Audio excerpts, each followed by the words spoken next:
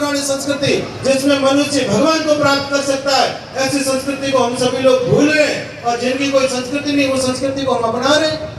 विदेशों में क्या संस्कृति है? विदेशों में तो भाई बहन का रिश्ता नहीं है, वहाँ तो चाचा चाची का रिश्ता नहीं है, ताऊ ताई का रिश्ता नहीं है, बहन बहनों का रिश्ता नहीं है, मासा जी मासी जी का रिश्ता नहीं है। वहाँ तो सबके लिए अंकल और आंटी है। हम लोगों को माँ माँ कहने में शर्म आने लगी, पिता को पिता कहने में शर्म आने लगी। ये सब क्यों हो रहा है? क्योंकि हम अपने संस्कारों को भूल रहे हैं। इसलिए सजनों, माताओं बहनों, घर में 3-4 काम करना। सुबह उठ के अपने बच्चे को, माता पिता को प्रणाम करना सिखाओ। आप अगर प्रणाम करोगे तो आपका बच्चा भी प्रणाम करेगा, नहीं तो नहीं करेगा। अपने बच्चों को सुबह उठ के माता पिता को प्रणाम करने का, चाचा चाची को प्रणाम करने का। जब माँ बाप की बात आती है, माँ का स्थान संसार में सबसे ऊंचा स्थान है। इस धरती पर माँ कह दो या भगवान कह दो, दो नहीं है, एक ही है। माँ ही हमारे भगवान के रूप में आई है। कोई भी व्यक्ति अगर अपने माता पिता की सेवा नहीं करता है और अगर माता जी के मंदिर में जाएगा तो माता जी भी आपको आशीर्वाद नहीं देगी। कोई अगर माता पिता की सेवा नहीं करता है, तीर्थ करने जाएंगे तो तीर्थ का भी आपको आशीर्वाद नहीं मिलेगा।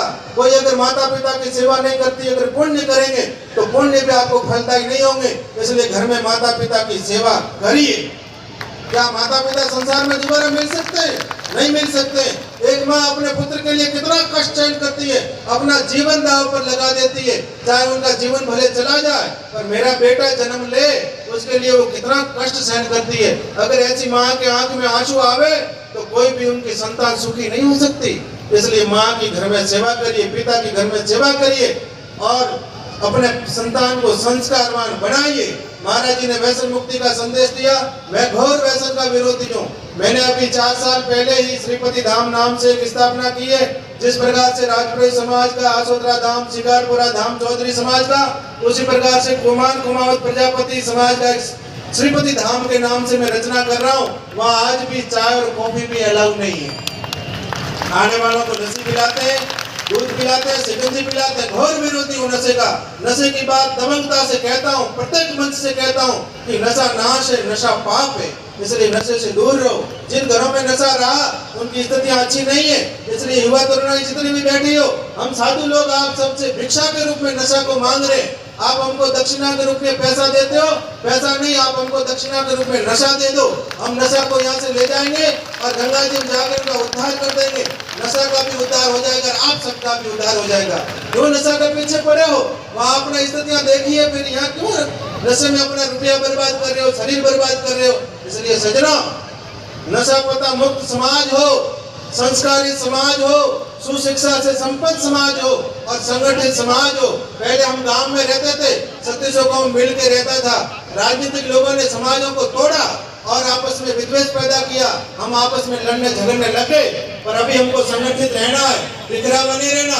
संगठन की कीमत है, बिखरे की कोई कीमत नहीं। एक झाड़ू होता है, जब वो रस्सी से बंधा होता है तो कचरा साफ करता है, और जब वो रस्सी से अलग हो जाता है स्वयं कचरा बन जाता है। इसलिए सजना, संगठित रहो। बाहर हो आप, प्रवासी हो, आपने बड़ा पुरुषार्थ किया है, यहाँ आकर के आपने व्यापार में सफलता प्राप्त की है। ये राजस्थानियों की हुनर है सजना।